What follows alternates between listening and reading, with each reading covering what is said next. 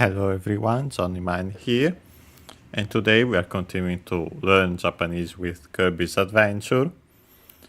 Last time we checked some of the story intro, the first part, then we continued level 3. So today we'll also continue level 3, hopefully potentially even finish it. Complete it. But before that, since last time we've seen some new kanji in-game, we are studying those first and foremost. So, yeah, these. And of course we'll also then check the description in-game of this sub-game, mini-game. But first we'll start with the kanji. So let's open Wiktionary as usual. I've also opened the Kirby page of Quick Draw, our minigame, so we can copy the kanji from there.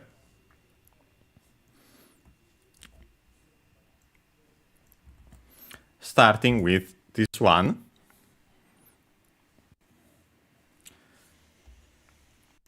It's quite easy, luckily. Its components in its modern form we've already seen before. They are at the top. Let's see if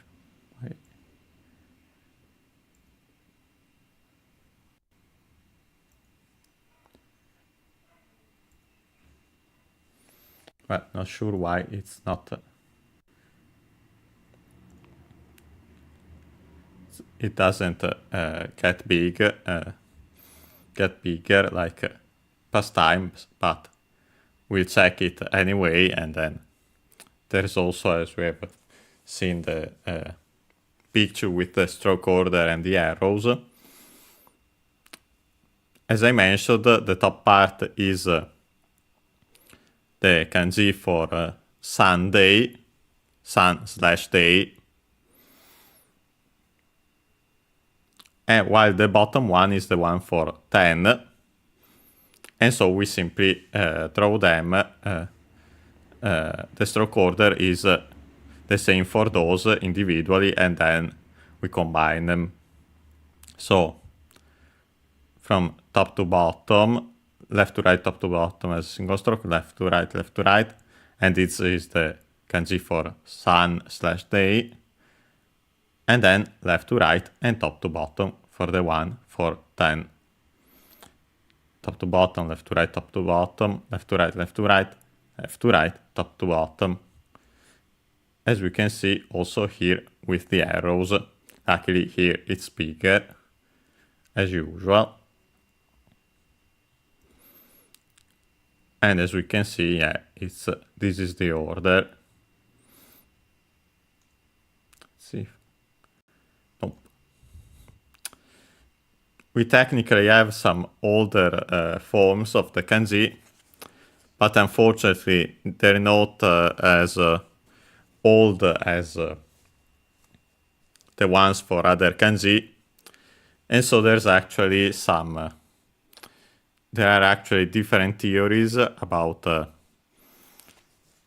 its origin.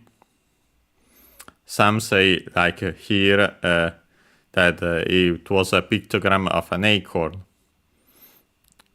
And then because of the black of its hull, it then got the meaning for the black of the day before dawn, for early morning, which is the meaning of our kanji. But another one which, since the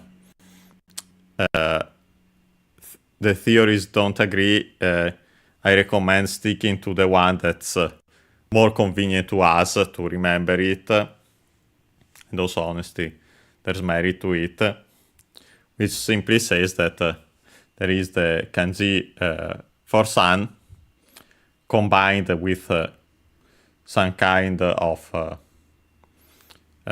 grass, a budding plant, and also so the meaning budding and so rising up, and so combined with the sun rising, and so our meaning of the kanji. As we can see here,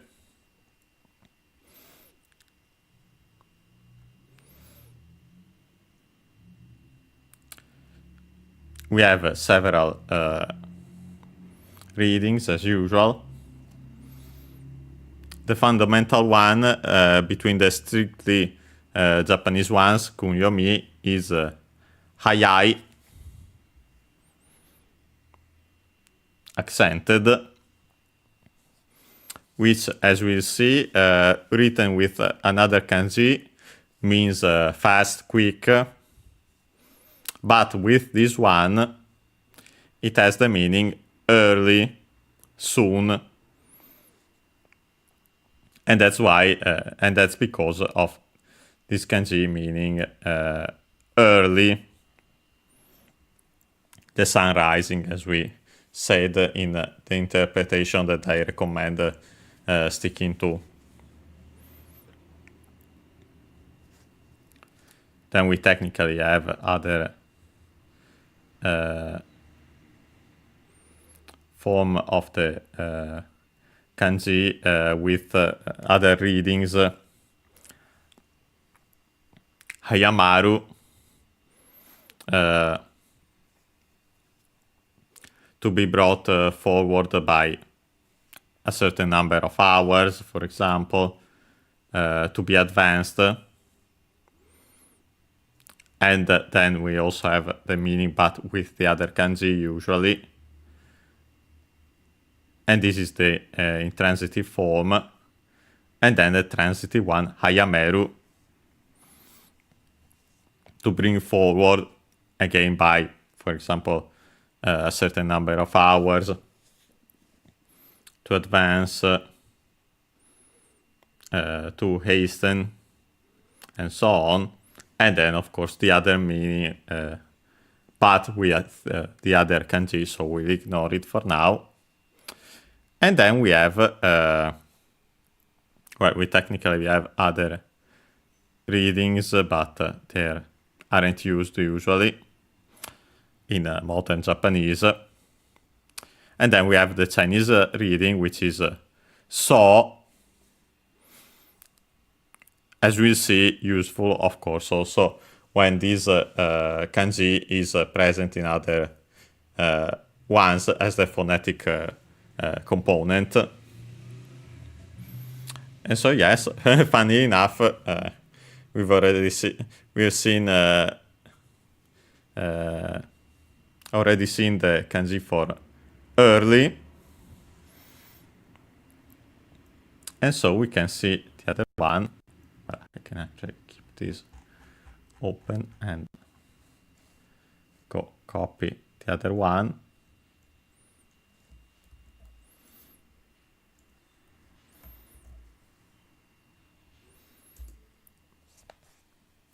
Which is this one. It's actually a simplified form. We'll see the unsimplified one.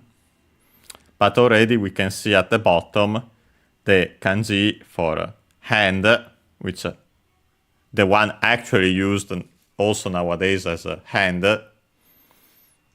which is the radical and also the semantic part. But let's actually check out the traditional form.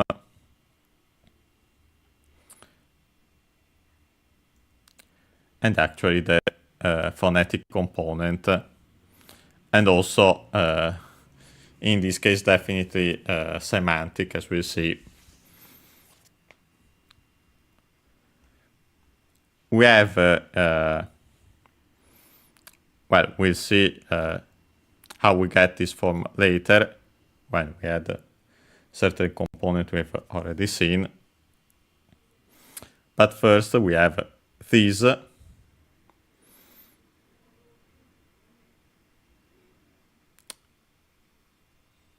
which is, let's see if I can find it again to also show the, no, I think it's later than.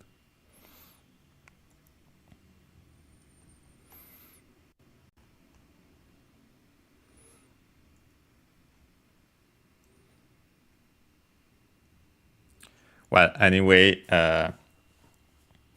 the fundamental part is this one, which is a kanji we want also to study, because it's a common one. It's also a radical, so it's useful also for that. Okay, this time it's big, so it was only that one that was an exception. You can see how it's written. First we start left to right, top to bottom, left to right, top to bottom, left to right, left to right, left to right, and then the top to bottom in the middle. Left to right, top to bottom, left to right, top to bottom, left to right, left to right, left to right, and top to bottom in the middle. As you can see, there's kind of the kanji for sun/day in the middle, but it's unrelated in this case, because as we can see better in this older form, it's actually a carriage. We can see the middle of the carriage, which is the part that now resembles sun/day. The wheels at the side on both sides. On top there was also some kind of a part that a sunshade says here, some kind of cover. But in our modern form, the cover disappeared. The kanji got rotated, and we have our ending part, so our modern form. So to remember it, we can still consider the left to right strokes at the top and at the bottom as the wheels, the part that resembles sun/day in the middle as the body, and then of course we have the axle, which is the top to bottom stroke in the middle. And so yes, carriage, vehicle in general, but in modern Japanese, it's strictly Japanese reading. Kuruma, you check also its accent, means car. Because of course, that's the fundamental vehicle nowadays. Unaccented, kuruma. But also wheel. Then we have the Chinese reading. Well, technically we have two. The one that's used nowadays is sha, which can be found in compounds. For example, densha. As we can see, we'll see it's the kanji the first kanji of this Chinese compound at a later time, but it means electricity, and so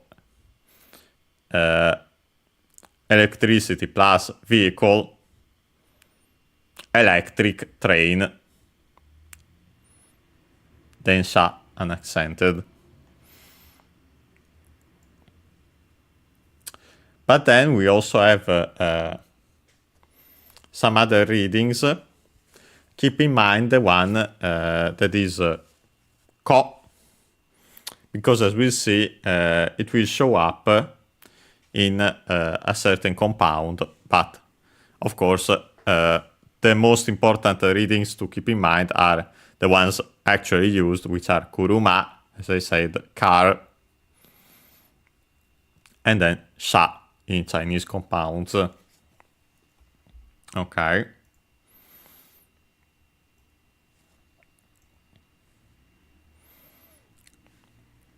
Then here it shows it like this. In other forms, there's one that's actually an element that looks like a mouth at the bottom. But regardless, this element means this kanji means axle tip, but it's not used on its own nowadays. And then we have our component, our compound, combining that axle tip with this, sorry, pressed the wrong one, with this. We have seen it before. It's again a hand holding a tool similar to a hammer, simply a tool, and it means an activity, the act of beating, hitting, and so it has the meaning to hit, not used nowadays in Japanese. And so by combining that axle tip technically, but again, more likely than not simply vehicle in general, plus this element that means to hit, the meaning becomes to attack, most likely in the sense of running into something with the vehicle, with a carriage. And so technically this element represents to attack. And we add the kanji for hand to get, as you can see here in its older form. Yeah, here you can see that the bottom element more like a mouth, more like you can better see the tip of, and here you can see also the alternative form.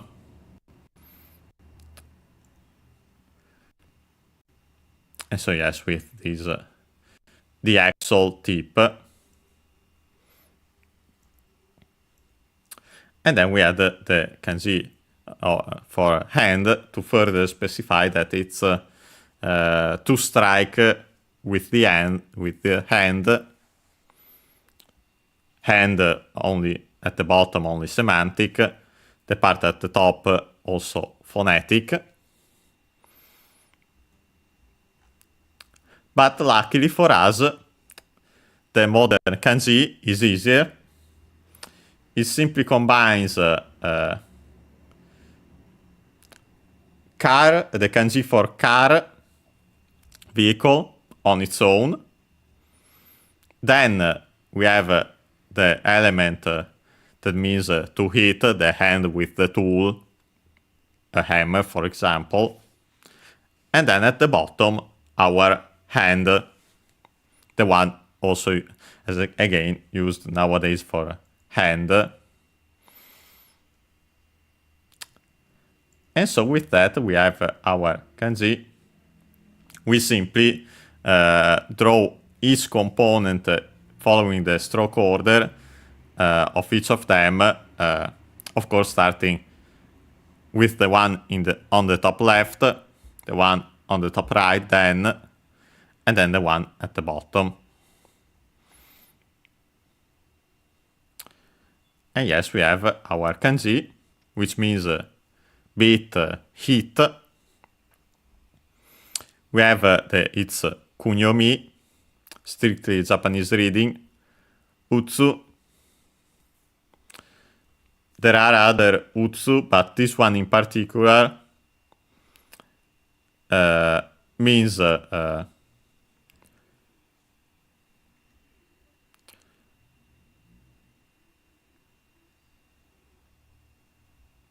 to shoot.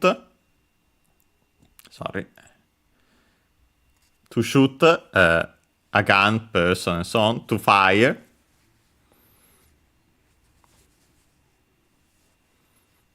Of course, if we, by extension, to hit, and so hit with a gun.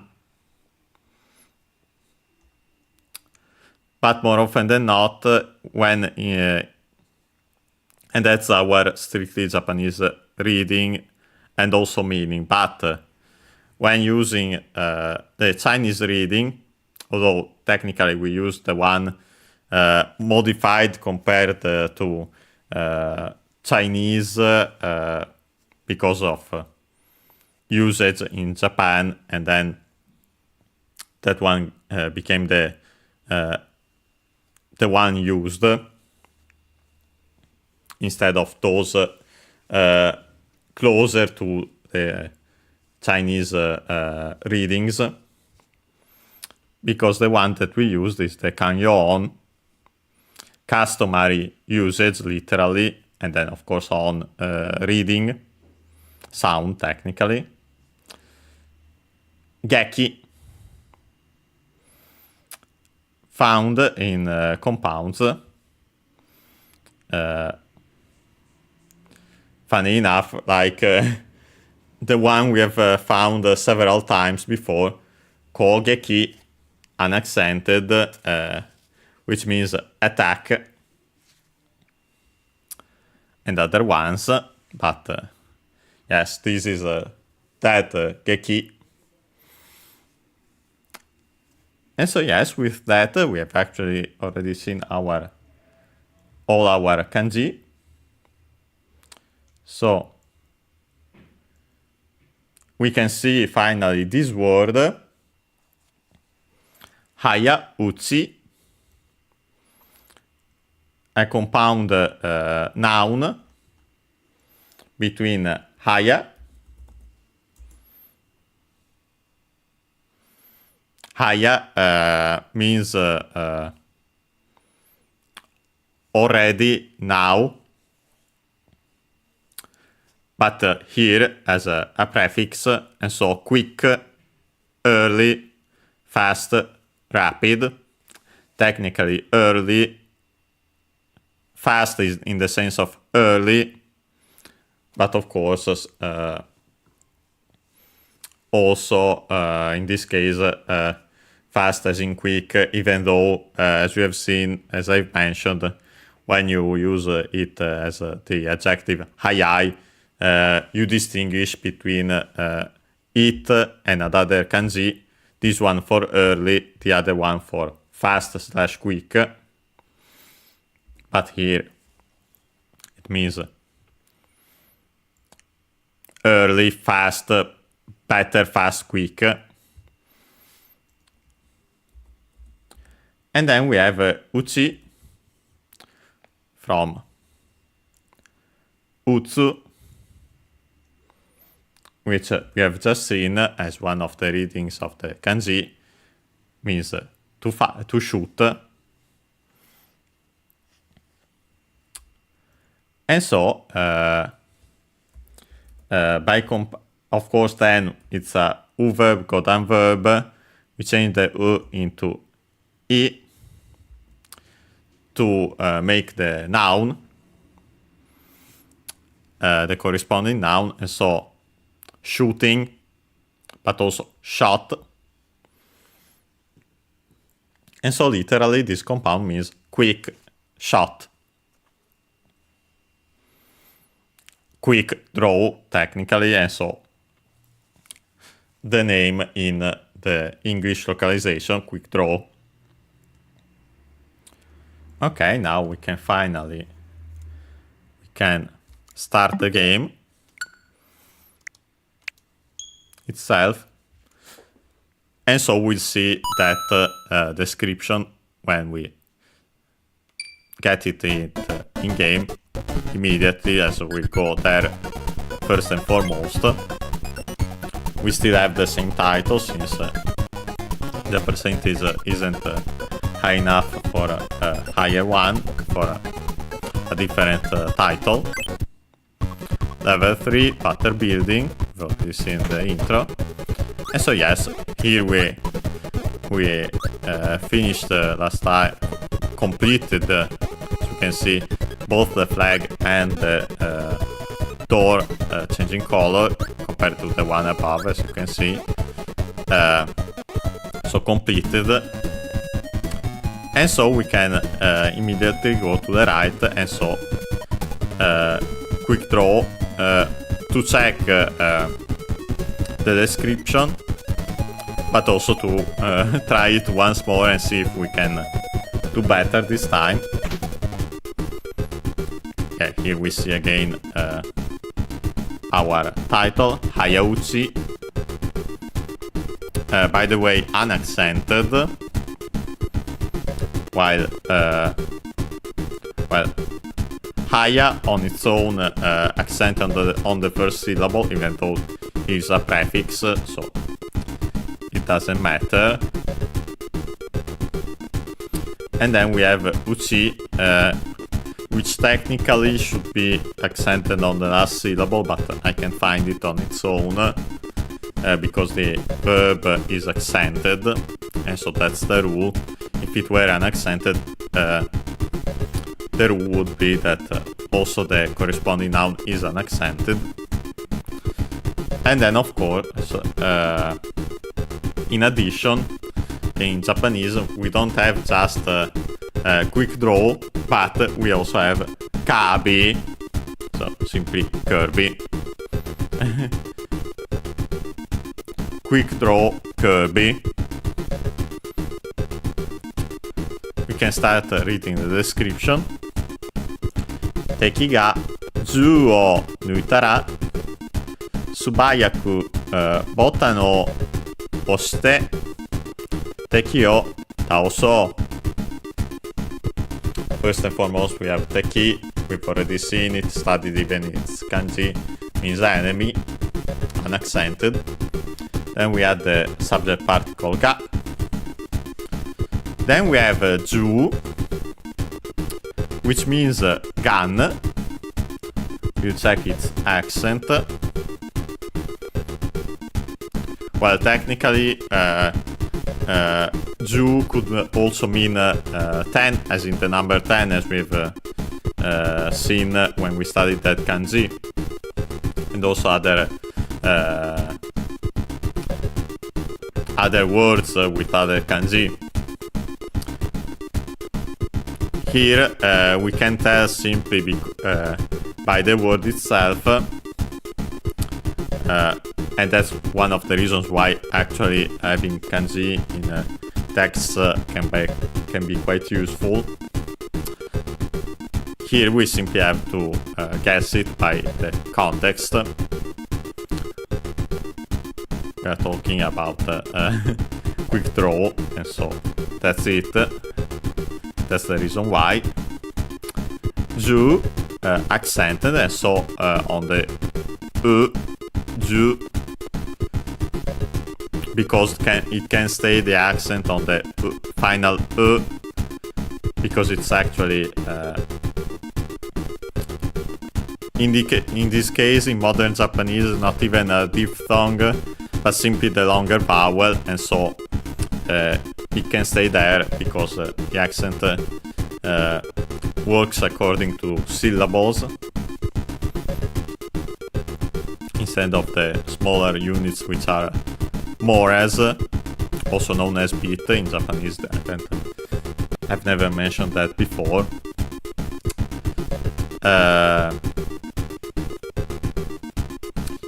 And yes, means gun, firearm in general, but as in usually small ones, rifle, pistol, and so on. Gun. Then we have the object particle o, written as o, and also pronounced as such in careful speech and also in singing, but usually simply as o, of course, because it's more convenient. Then we have the verb nuitara from nuku. We check its accent. Its fundamental meaning is to pull out, to draw out, to extract, and luckily it's the one we need here as well. Then there are extended meanings from that, but that's the fundamental one. Let's check its accent. Okay, unaccented, nuku. Then we change it into its ta form, being u verb, godan verb. We have to follow the rules. Being in ku, it becomes I ta, because it used to be nu ki ta, and then simply the k dropped, because it was more convenient to pronounce it that way. Nuitara. We get the form, the ta form, nuita. Then we add the ra to make the tara, which actually is another form of conditional in Japanese. And so when, if, slash when, just like in English, even more so in Japanese, other than the conditional meaning, we have also temporal meaning to these forms. So if, when, the enemy, or enemies plural, but only in a general sense, as we've seen, there's always only one on screen at a time. So we could say, when the enemy draws out the gun,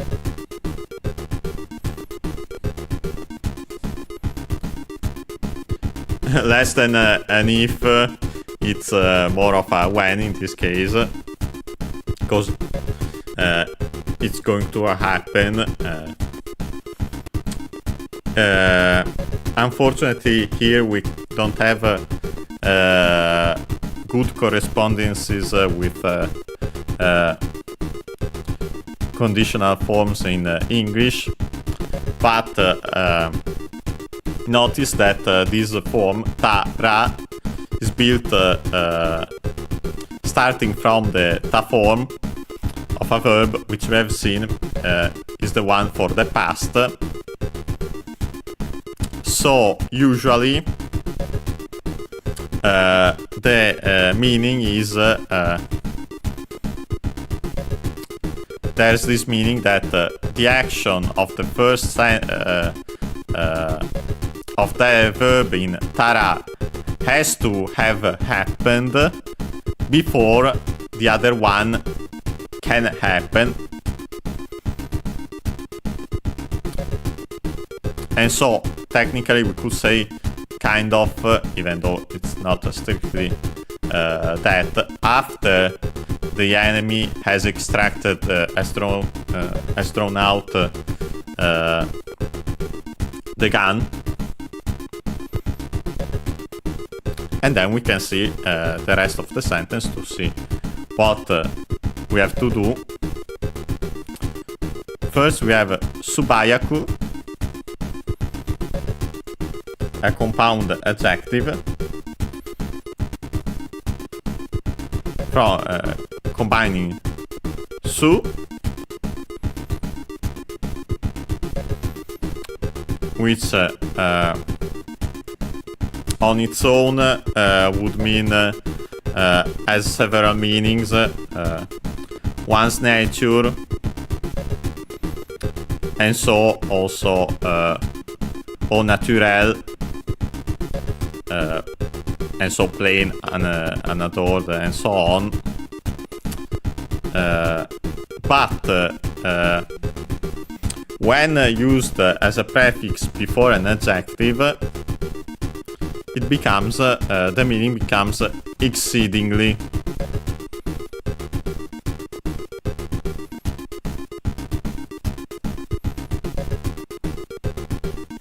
And so in our case, exceedingly, and then we have the actual adjective itself, bayai, and yeah, it's actually our adjective we have seen with when studying the kanji, hayai, actually written usually as such in kanji. The other one usually isn't used. The one hayai used on its own, usually for quick, fast. Of course, we also have the usual change,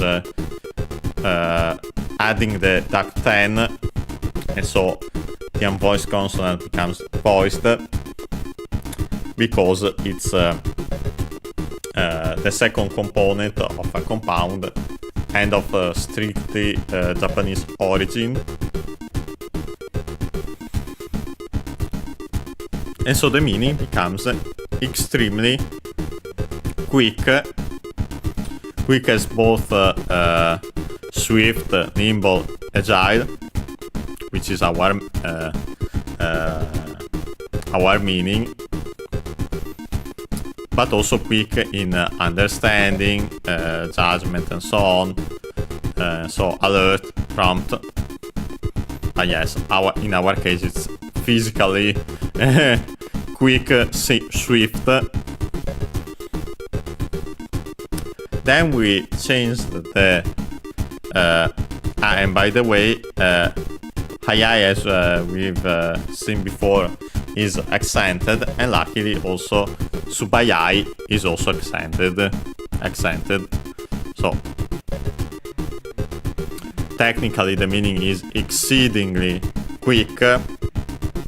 Can also be found simply as quick in translation.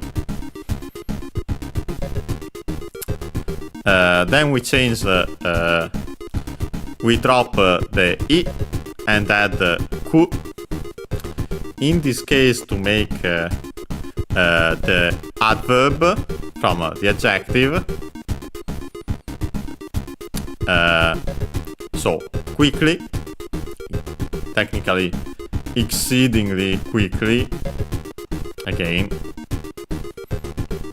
So as quick as possible, and that's what you want in this case. Then we have botan. We have seen it before. It means button, but it's actually from Portuguese, botão, and that's why it's more different than expected in Japanese, and is also unaccented as a reminder. Then we have the object particle o.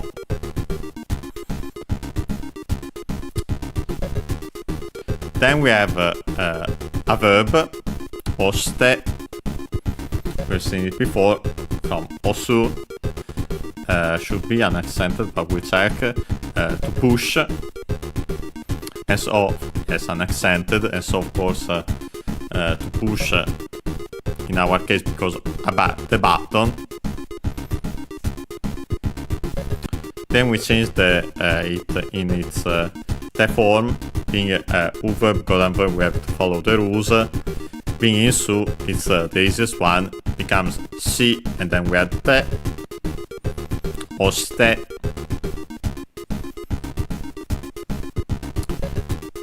Could be press the button and, or even better, in our case, let's say, by pressing the button,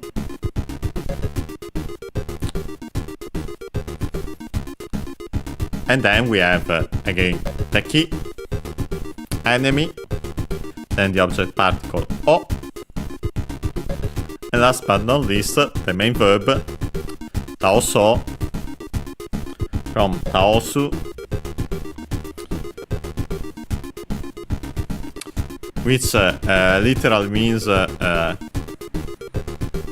to throw down, bring down, blow down, to fell, to knock down, and so by extension to kill, to defeat, to beat, in our case to defeat,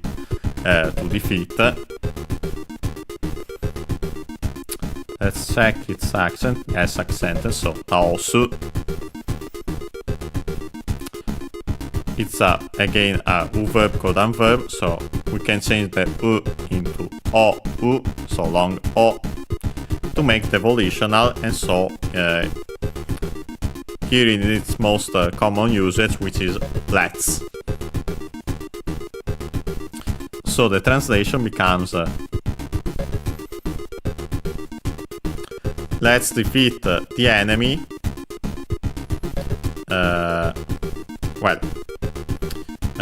When the enemy draws out the gun, let's defeat the enemy by pressing the button quickly, literally exceedingly quickly. Then we have the rest, this description, which says Teki ga ju o nuku mae ni botan o oshitara otetsuki da yo. We have again Teki, enemy, then the subject particle ga. Then we have ju, gun, the object particle o, identical as you can see to the first part of the previous one. Then we have the same verb, nuku, here in its dictionary form, to draw out, because then it technically, this whole part, first part, modifies the following noun, and so is a relative clause. Following noun, which is mae, accented on the first syllable, which has several meanings. The fundamental one is before, both physically, as in front of, but also temporally, so before as in earlier, previously, prior, and so on. And also, of course, technically as for, as in the frontal part of something, and then other extended meanings, but the fundamental one is before. And so we technically, to say before doing a certain action, we technically put it, make a relative clause, and so use the dictionary form of the verb, and put it, and of course also other elements if present, before, funny enough, mae. And so, and then of course in our case here we have ni, which is the particle for at as in a specific time, a specific moment.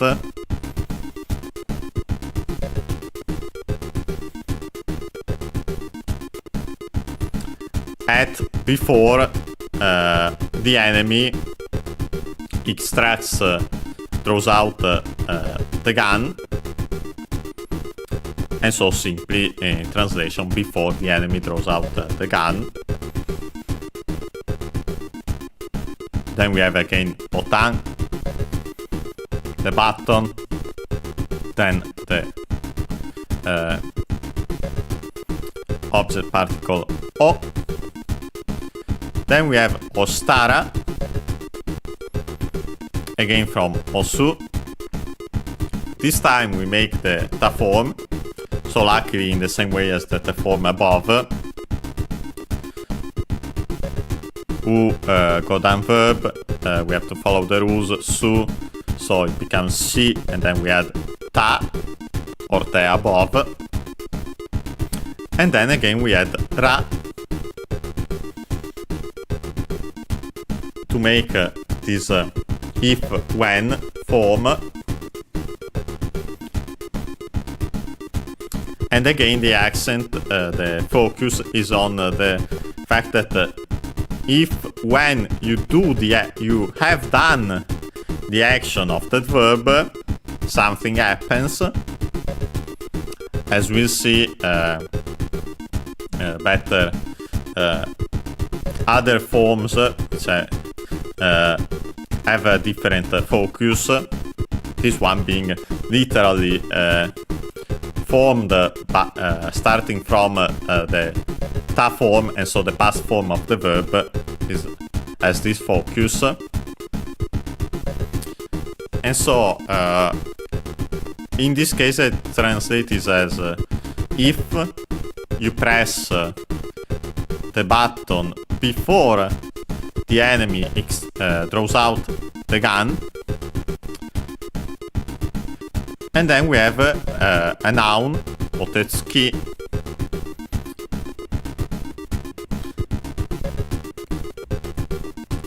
Compound.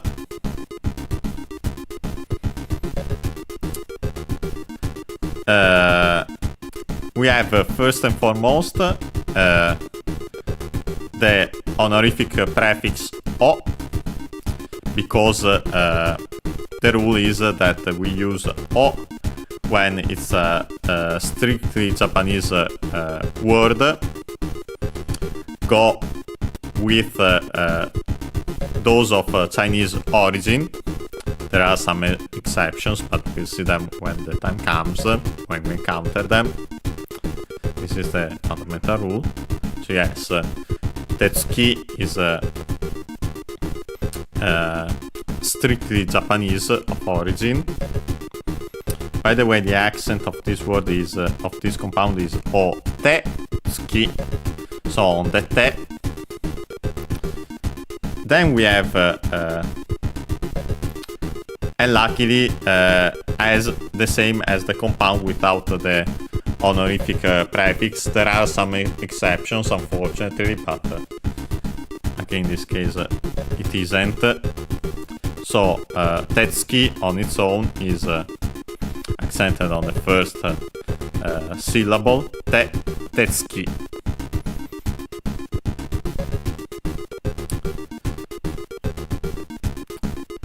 It's a compound between te, hand,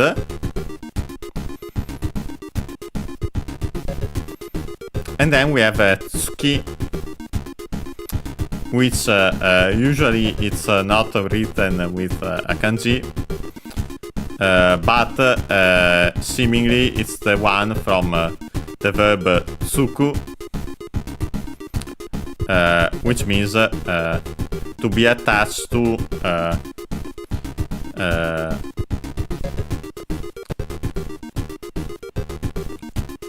join, to be added to.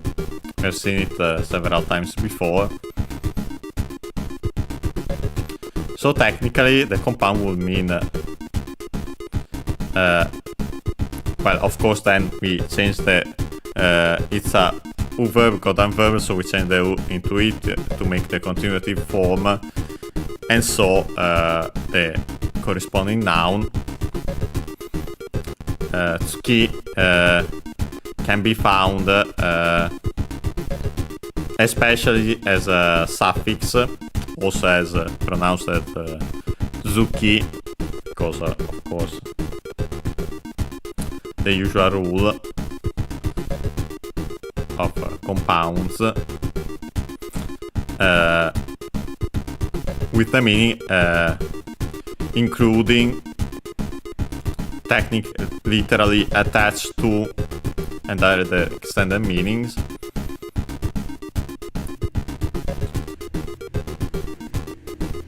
So literally it would be a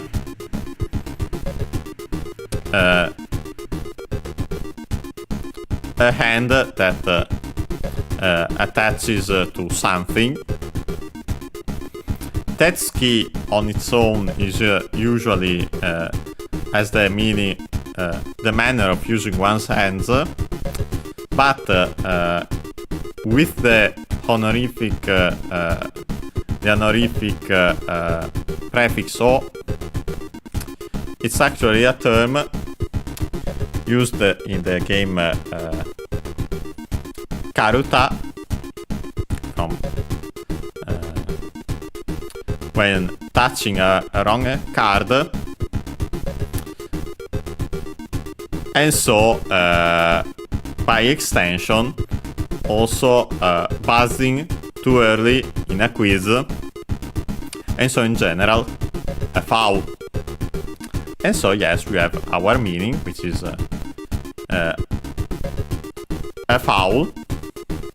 Then we have the copula da, it's a foul. And last but not least, we have the final sentence particle yo. Hey, you know.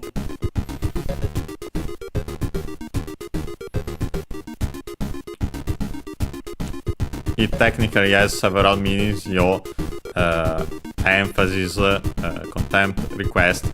In our case, I'd say warning.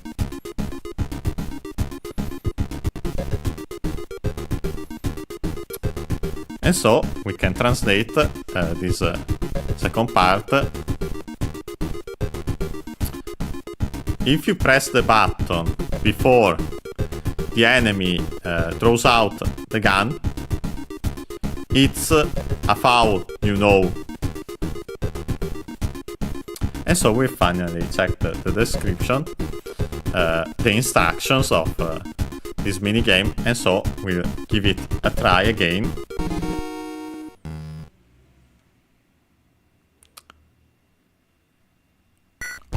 Okay, too slow. Well, not for now, but for later, as we've seen. Okay, better. If I can keep that one, we should be fine. Oh, wow. I guessed in this case, as you can see. Let's see. Okay, quick enough, even though I didn't guess. Okay, we are facing DDD. Too quick. de in Japanese.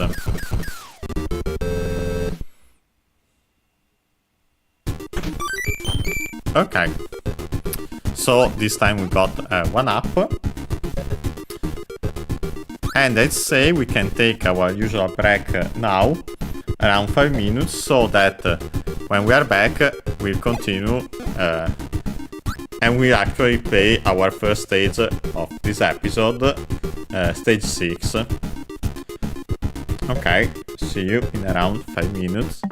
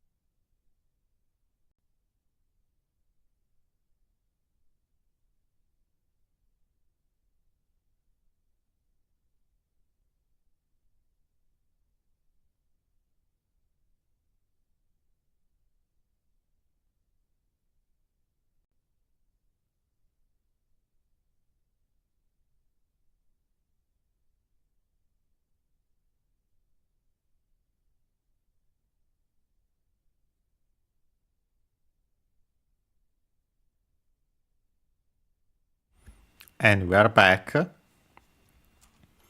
And now we can actually start playing the game. Well, technically I did but only played the sub-game minigame before. Oops. I didn't want to... Well, I take this mistake as an opportunity to check this. When you enter a stage you have already finished, you get this menu at the bottom, which says Suzuki or Suru. Suzuki comes, it's a noun from a verb, Suzuku. Check its accent, but it means to continue. Let's see. Okay, unaccented. Suzuku. Being a U verb, Godan verb, we can change the U into I to make the continuative form, and so in this case the corresponding noun. And so we have Suzuki, which means continuation. Also unaccented, luckily. So, regular. Then we have the object particle O. And then suru, our usual verb, which means to do. And so literally to do the continuation. Continuation isn't the article in Japanese, but we simply choose the correct one in translation depending on the context. So, literally to do the continuation, to continue. And then the other one, which is doa kara deru. Doa is English door,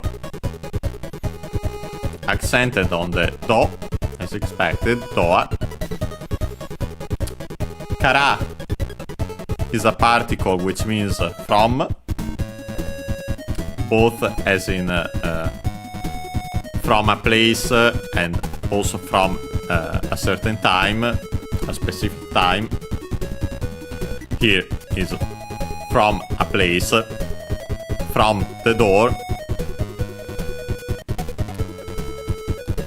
And then we have the verb deru. We have seen it before. It means to exit. And so, exit from the door. And so, that's what we do, since I entered this by mistake. And so we can finally start stage 6. Okay, we have laser. Also an enemy that falls on top of me. We are chased by a Gordo. We technically had a crash, but we have already checked it. And honestly, here it's not the best ability to have. Yeah, we technically there could have used laser to also hit the block, but sliding also works. Can enter the door. We have yeah, here laser I doubt would be of much use.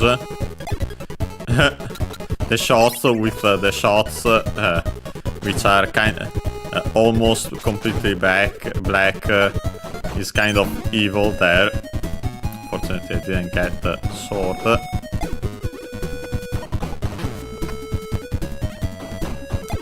We'll ignore this enemy.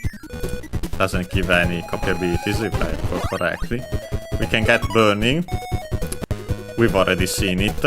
Funny enough, before fire. Now burn in future Kirby games, burning becomes part of fire, but here at the start of copy abilities, so this very game, they were separated. And yeah, burning is nice since we get again the effect of the rotating tower, and we can get here. Then we have, let's get the sword.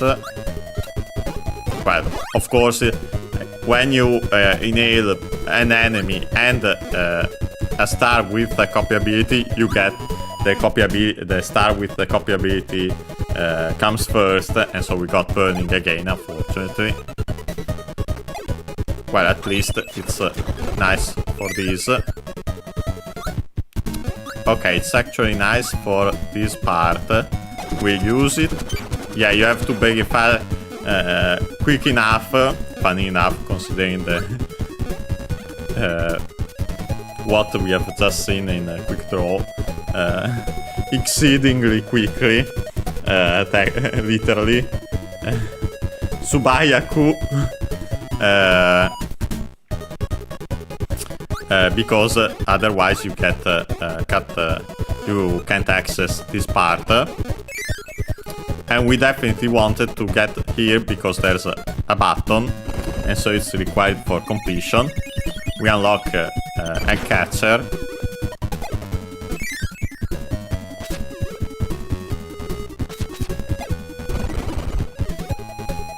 Okay. We have a stone, which we can get, and I'm pretty sure we haven't seen before. So, we'll check it. Stone. Same in Japanese. Of course, we have the long vowel. We check its accent as usual, which is on the toe as expected, just like in English. Stone, stone. As a reminder, the in su is between two unvoiced consonants, and so is barely heard if at all. Same if it were I. So, stone, stone. Stone in all its meanings, technically also as an abbreviation of gem, stone. But here it's simply stone. We can read the first part. Karada ga katai ishi ni narunda. First we have karada, which means body, is unaccented. Then we have the subject particle ga. Then we have an adjective, katai, which actually is unaccented, so katai. And means hard, hard, solid, tough. By extension, also stiff, tight, also strong in the sense of firm, and other extended meaning, but the fundamental one is hard, as in solid.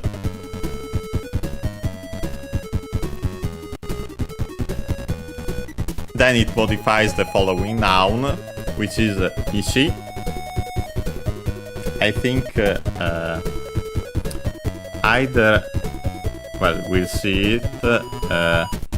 Okay, accented on the last syllable.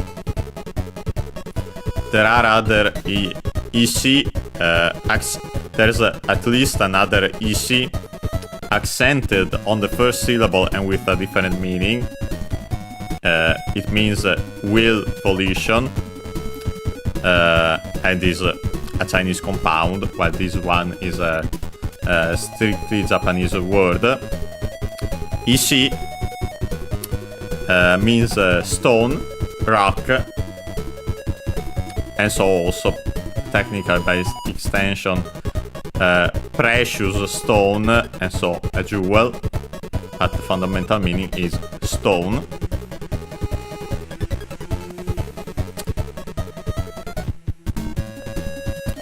And so the body, a hard stone. Then we have the particle ni, which in this case means into,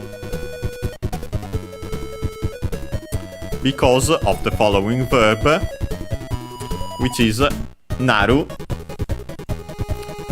Naru should be accented, but we check, as it's accented, means to become. And so, to become, to turn into, and that's why we have ni as its particle. And last but not least, we have nda from an abbreviated form of no da. No as the nominalizer for verbs.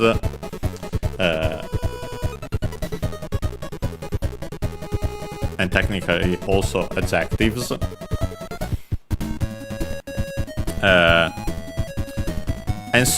And also just like koto, thing as in matter, it also means the fact. And then of course our copula, da. And that's why it has the meaning, we've already seen it before.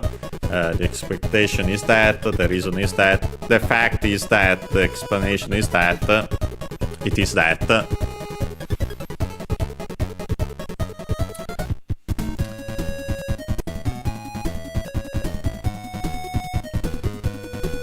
And so we have our translation. The fact is that your implied or Kirby's body turns into a hard stone. Then we have the second part.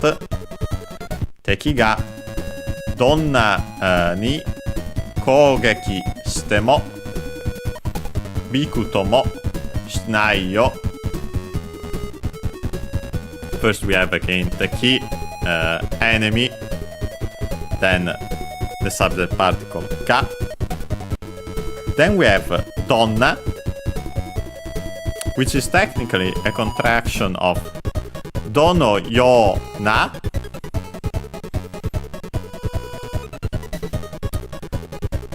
Dono is a part of the Kosoado series, close to both the speaker and the listener. So far from the speaker but close to the listener. A far from both. Do for the interrogative, which is the one that interests us in this case. The koso a ones are unaccented, while the do ones are accented on the first syllable. Then we add no to make which. Then we add which, and then modifies the following noun, which is yo.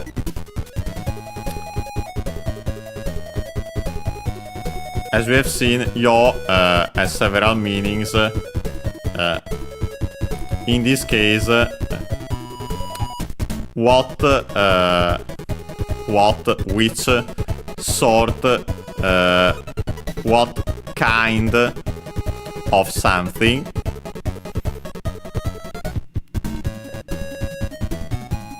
Yo, then we add na to modify the following noun technically, but in this case then it gets contracted and kind of becomes a word of its own. Donna means again what kind of, what sort of. Why do I say it becomes a word of its own? Because technically if we kept it as dono yo na, we couldn't add ni to make the adverb. We would have to replace na with ni. But donna becomes a word of its own, despite being an abbreviation of dono yo na. And so then we add ni to it to make the adverb.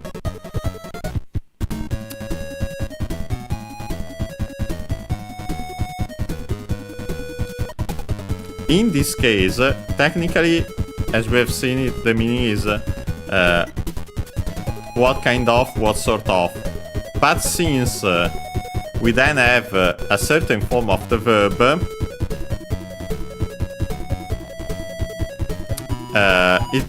the meaning becomes no matter what kind of whatever. We'll quickly see why when we see that form. Then we have a noun, 攻撃. I've already mentioned it because it's unaccented, because the geki in it, it's one of the kanji we've studied today. Kogeki means attack. Then it's a Chinese compound, so we can add suru to make the verb, literally to do an attack, to attack. We change the suru into its te form, being one of the completely irregular verbs. We simply have to remember that the te form of suru is ste. And then we add to the te form mo, technically the inclusive particle, also even, but the form te mo, the te form of the verb followed by mo, means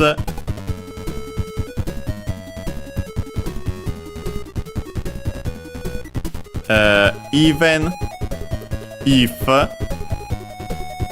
We can see that even in translation, funny enough, even, and that's why there's the mo in this form.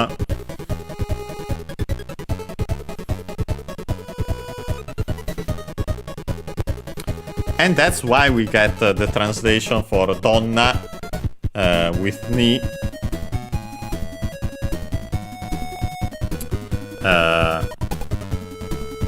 But it would be the same also if we had donna plus a noun modified by it. We get the translation no matter what kind of.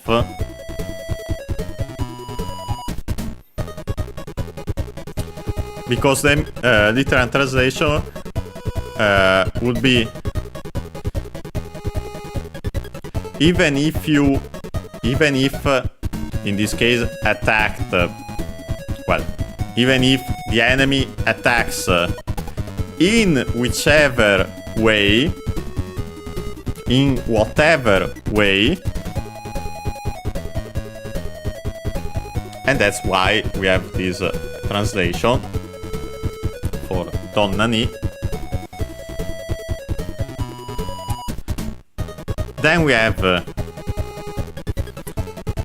biku, tomo, which I think it's actually an expression as is, because honestly, on its own, biku isn't usually heard.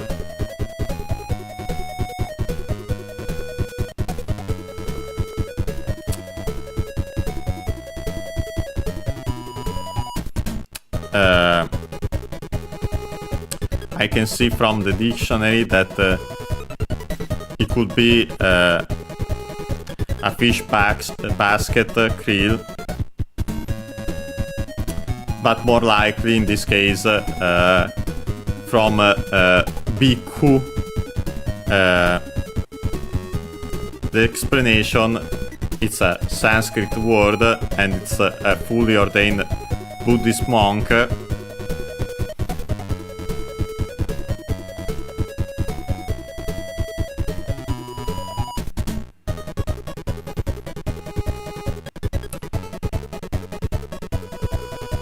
Then we have the particle to with, but it's technically required in this case by the I'd say from by the following verb suru, and when using the form to suru, it has several meanings depending on the preceding word. In our case, I'd say it's to suppose that such is the case, to assume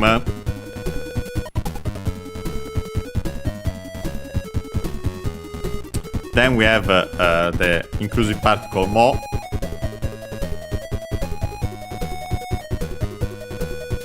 then we have the verb suru, to do,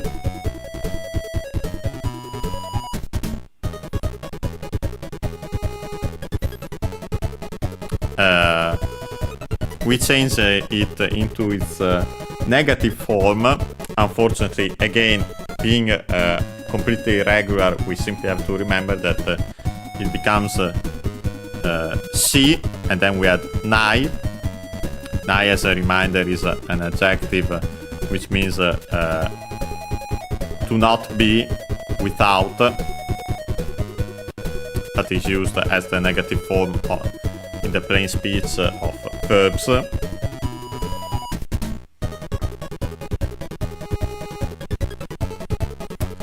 And so we technically have this expression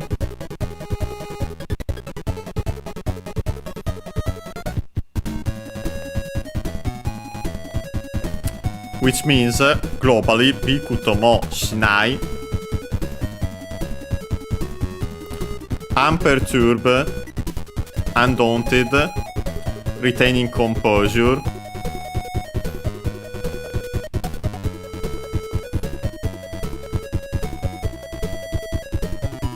most likely, and so yes, even more most likely that Bhikkhu could be the one, the fully ordained Buddhist monk, but let's not focus too much. Let's just remember that this expression means unperturbed, undaunted, retaining composure, and also unyielding, not giving an inch.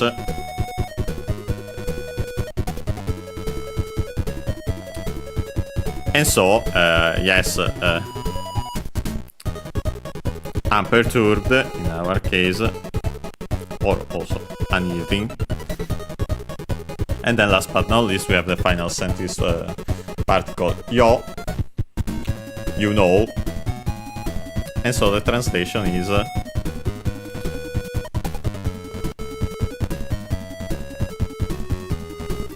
even if enemies attack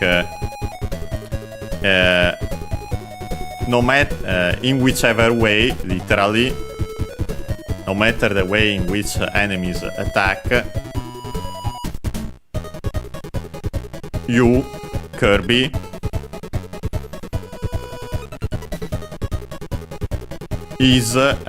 remains unperturbed, unyielding. And yes, that's what happens when you are turned into a stone. You don't get damaged. Then we have the final part. Teki o oshitsubushite kogeki shiyou. First we have again Teki, enemy. Here also enemies in general. The object particle o. Then we have a compound verb oshitsubushite from oshitsubusu. You check its accent. Of course, oshi, you might have already guessed it, is from osu. We've seen it before in this very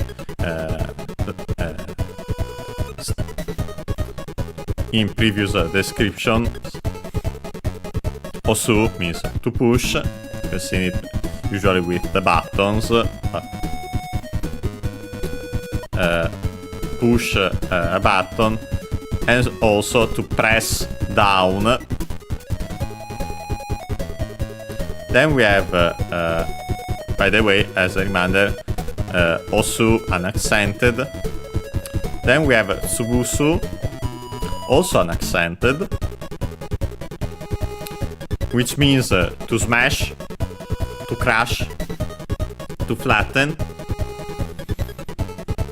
and also other extended meanings, but the fundamental one is to crush.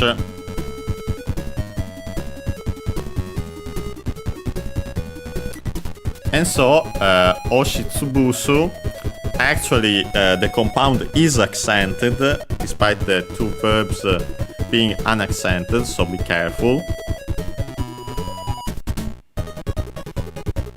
Literally means to press down and crush. And so, in translation, simply to crush, to squash, to flatten. By having this also to crush technically, and so also to as of a plan opposition, to suppress, but in our case it's literally. And so yes, we simply add oshi before tsubusu. As a reminder, of course, osu, it's a u-verb, gotan verb. It can change the u into i to make the continuative form. To then add the second part of the compound verb. And so yes, it simply further specifies it and says this is the specific meaning of tsubusu, that it means literally to press down and crush. So to crush specifically. Then we have we turn it into its the form. Being a u-verb, gotan verb, we have to follow the rules. It's in su, so easy. Su becomes shi, and then we add te. In this case, let's say by crushing, flattening enemies. Then we have again kogeki, attack, and then with the verb suru to make the verb to attack, literally to do an attack, to attack. We can change then suru into shio to make the volitional form, and so the most common meaning, let's. So let's attack enemies by pressing down and crushing them. Of course, them implied. By crushing them. Okay, we have seen this description. And so yes, we as soon as this enemy, unfortunately it's not the best ability to have there. Okay, we're actually considering the, as you can see, but you technically can't see, it's a dark room. So we'll actually get another ability quickly enough, and here it is, light. In Japanese, raito. Of course, because there isn't a sound L in in Japanese, so it becomes R.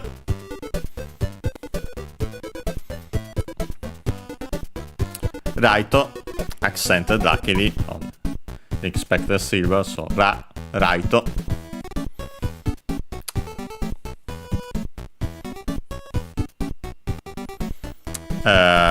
And we can start reading the description.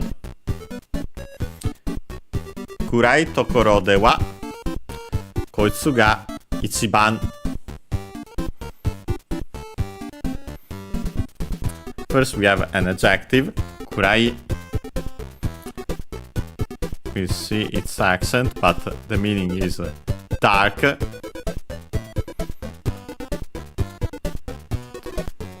And of course also extended meanings from dark. For example, a dark mood, but also dark in color. But the fundamental meaning is dark, of course, as in a dark room, for example, like our case. It's unaccented, so kurai. It's a e adjective, so we are putting it before a noun to modify it. Noun, which in our case is tokoro, which means place, spot, scene, site, but place is the fundamental meaning. Tokoro is an accented. So, dark place, better in plurals, in the plural in this case, as in general, dark places. Then we have the particle de, which means at, as in the place. We have literally the word for place before it. As a reminder, we also have ni for at a specific location, but with verbs of existence, while de with everything else, and so that's why we have that here. Technically, de could also be the te form of the copula, but in this case, let's say at, in, dark places. And then, of course, we also have the topic particle wa, written as ha. So, as for in dark places, koitsu is another word of the Koso Ado series.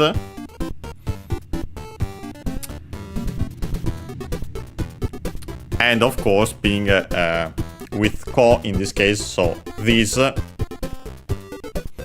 is also unaccented, just like the ones for so and a, like those for do, as we've seen, like for donna before, accented on the first syllable. By adding i tsu, the meaning becomes this fellow, this guy, this person, and of course by extension, this one, this thing, in our case, this one, as in visibility, of course implied.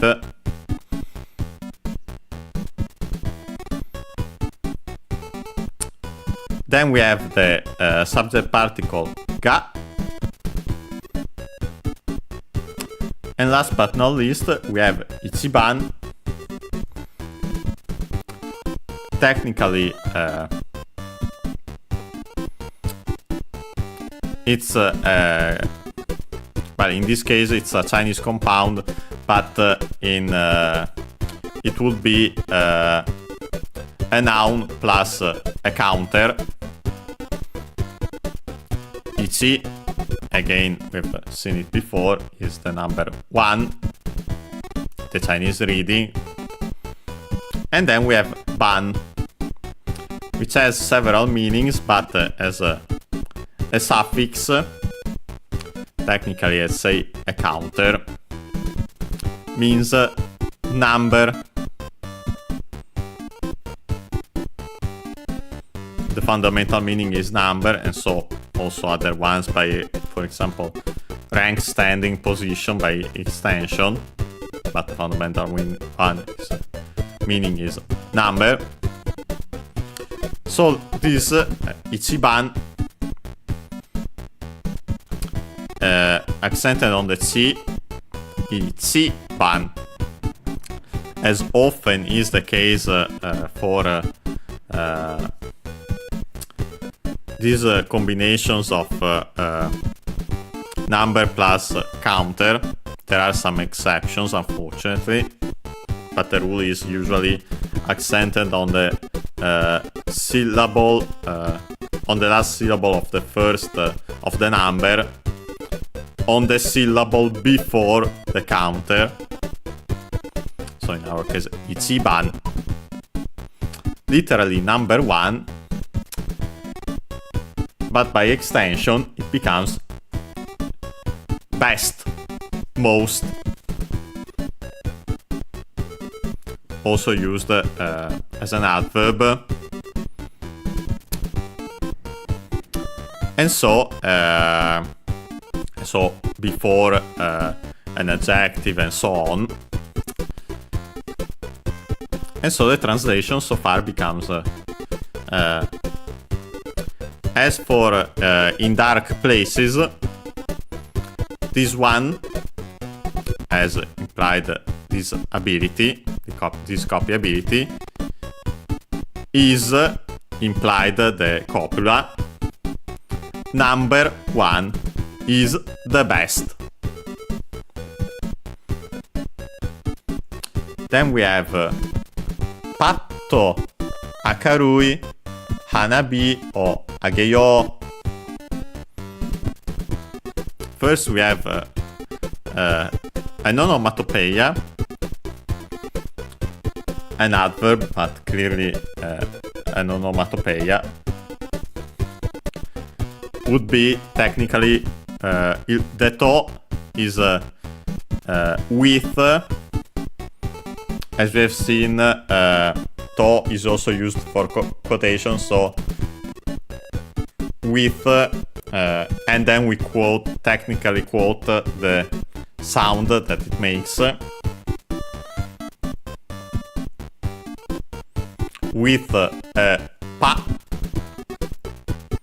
pa, and then there's also the small tsu, which on its own it would be the sudden stop for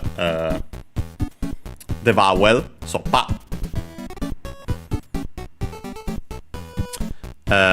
But of course, by adding to, then becomes the doubling of the following consonant, so pa, to. By the way, here it's written all in hiragana, but you can find it, the first part written in katakana, and then the to, so only the to in hiragana, is accented on the pa. And so we literally with a pa,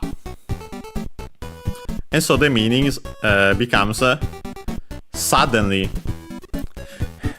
in a flash, which is funny also because of what we'll see after, but technically in a flash as in quickly.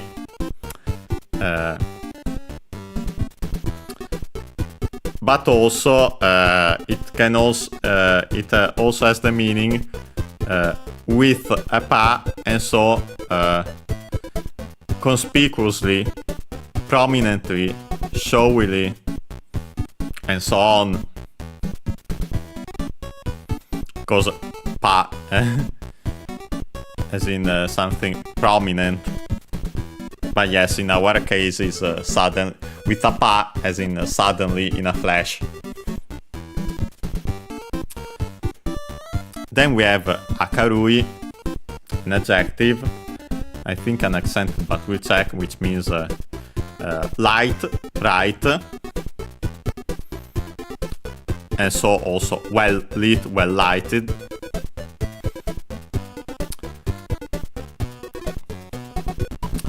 Also, the fundamental meaning is bright, and so we also have extended meanings. Also bright as in a color. It's the opposite of kurai we have seen before, above. And also is unaccented like that, akarui. Bright also, as in for the character, so cheerful. Bright also, a bright future, and so on. But of course also bright as in knowledgeable about something, well versed in something. So bright in its fundamental meaning and also extended ones. It's a E adjective, so we can use it as is to then put it before a noun which is modified by it. In our case, noun which is hanabi. You might have heard it before. This word is a compound, a strictly Japanese compound, accented on the first syllable, in this case, hanabi. Between hana, accented on the last syllable when used on its own, which means flower, and then bi from hi. Of course, we change it into b, adding the dakuten, making it voiced, because it's the second part of a compound and of a strictly Japanese word. He, accented, is the one we have seen before. We have also studied its kanji for fire.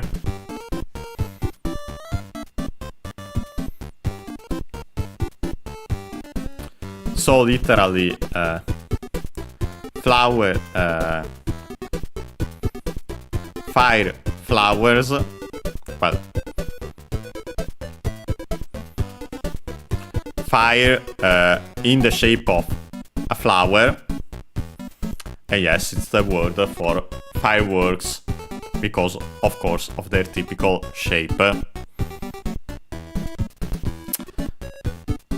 Then we have the object particle o, and then we have the verb ageyo from ageru. I think we have seen it before, but if we haven't, it's technically also one of the words for giving.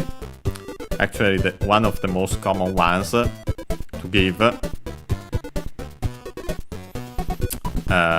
But it's well, I think we have actually seen its kanji before. If we haven't, I have at least mentioned it. But the fundamental meaning of ageru is to raise, to elevate, and then by extension also to give, because technically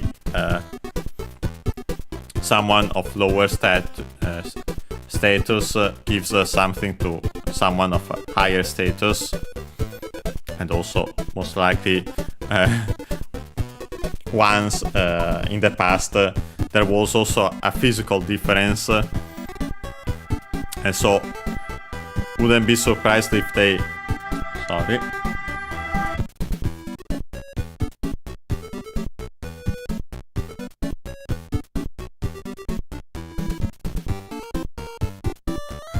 Okay, sorry, there was an ambulance. Only simply passed, luckily.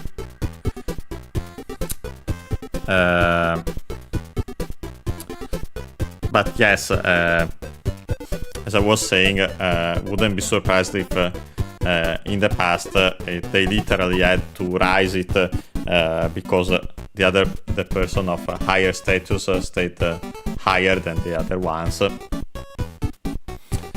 And so yes, the fundamental meaning is to raise, to elevate.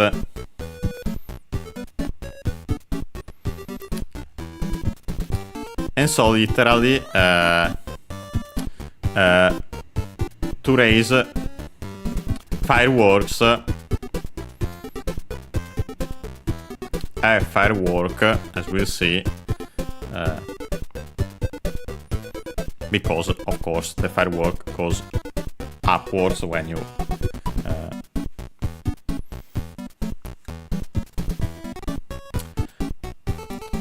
then being a ru verb, it's done verb, we drop the ru, add yo u, so long yo, to make the volitional form, and so it's usual, the most common meaning, let's.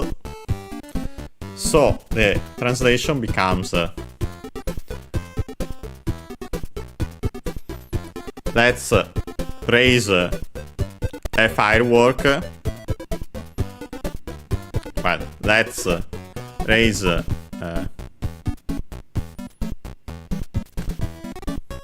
firework that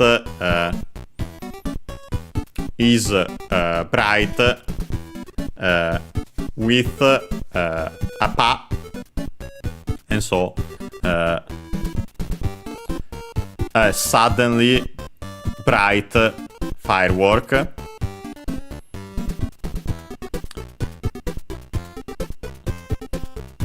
Let's raise a suddenly bright firework.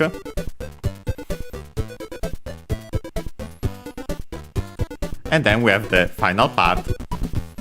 Demo Akarui basho de wa imi ga nai yo ne. We have first and foremost demo, which means however, and technically is a compound of the form of the copula with mo, and so even though, better in this case, even though it is that way, that is everything what has been said before. It's a conjunction found at the start of a sentence in reference to previous one, what has been already said. However, we have again Akarui, bright. Then we have basho. We check its accent, but also means place, location, spot, position, area. By extension also room, space. Unaccented, basho. Then we have again de wa. As for in, however, as for in bright places, locations. Then we have imi, which means meaning. It's a Chinese compound. Is accented on the first syllable, so I remember correctly. Then we have the subject particle ga. Then we have the adjective nai.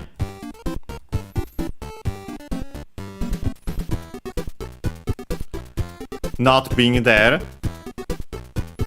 And so there isn't, there is no, there is no meaning. being a E adjective, it's fine as is. We don't have to add the copula. It's the adjective is fine as is. Adding the copula would be an error.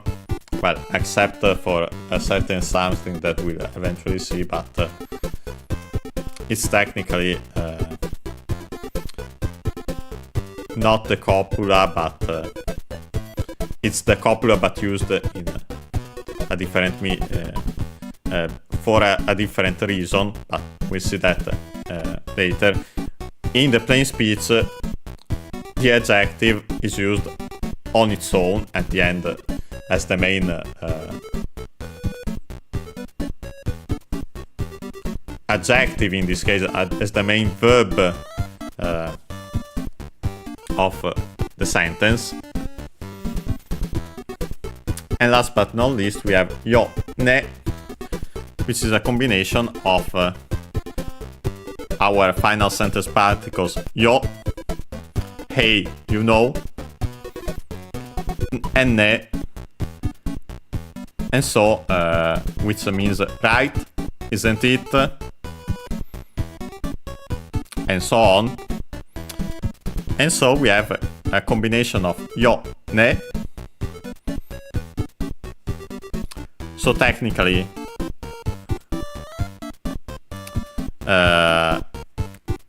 you know, yeah, you know what has been said in the sentence, right? And so, translated here, for example, in the dictionary, isn't that right? But yes, it's literally a combination of the two particles, final sentence particles, and so it has both the meanings of them. And so the translation becomes, however, as for in bright places,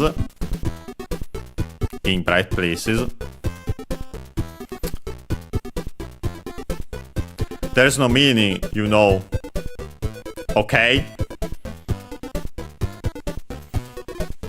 And with that, we have seen the description of light. We can see it in action. Of course, they gave it to us because it's a dark room, a dark place. As we can see, Kirby literally raises that firework, and so now this room is bright. You can get cutter. I'm pretty sure we have seen it before. If we haven't, we'll check it another time, but we'll keep it for now. Well, actually, we would have dropped it anyway, because I definitely prefer high jump in this case. Okay. And we actually get the end of the stage. So, we can play the minigame. Perfect, this time I actually got it even. So we get the Kirby dance and a 1-up goal, as you can see on the bottom right corner. And with that we have actually finished and also completed, because we got the button,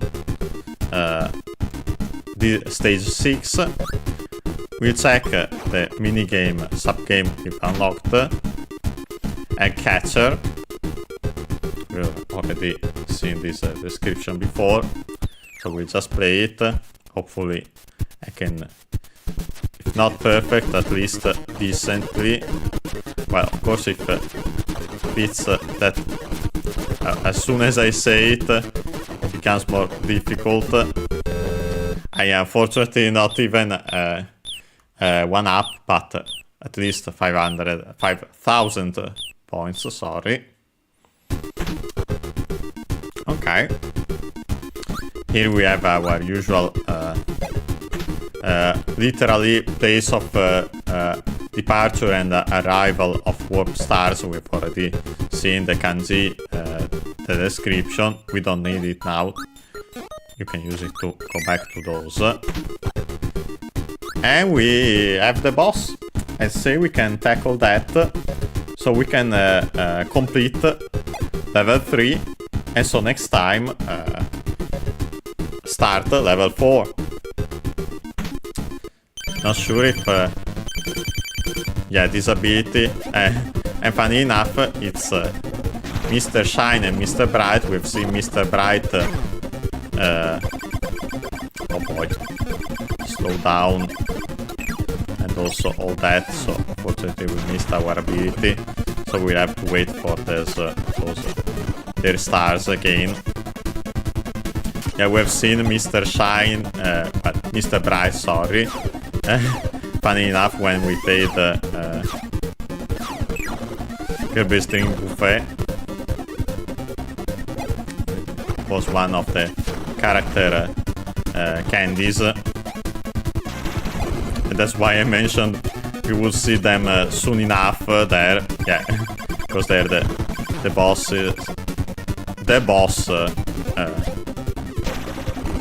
both of them of level 3. Oh, but we're about to die. We definitely doubt we'll be able to defeat them. So few. Okay. Maybe we can do it, but it won't be easy. Yeah, of course. The attack a la cutter got us. Okay, let's try to do better this time. Yeah, Mr. Bright is actually the more dangerous one, but also the one you can defeat the fastest if you get more than one star at once there. Actually, we did it this one, so we only have one cycle left. Of course, if they also jump, then it becomes a problem. Okay, perfect. We got those. Let's avoid the Hadouken move.